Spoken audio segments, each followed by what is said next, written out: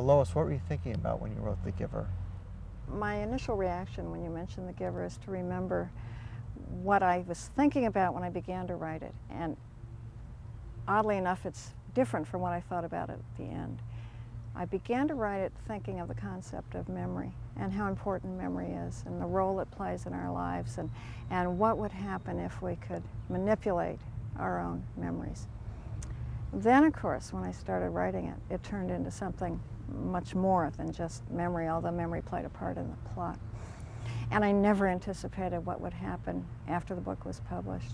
A, the Newbery medal, B, the censorship, the controversy, and what it's become. Well, that's something we have to talk about, the controversy over Yeah, The Giver. What yeah. do you think of it? I'm always puzzled by it. And to me, it seems a very moral book.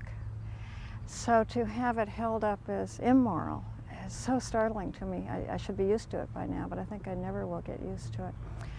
I think people pull out a little two particular places out of context, and I think often they don't read the book, because if they read that in context, I don't know what they can find to object to.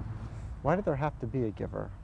Why do people have to remember the past, even if it was just one person? That's the question the book asks, and I don't attempt to answer that. I think people reading the book can answer it for themselves in whatever ways they choose.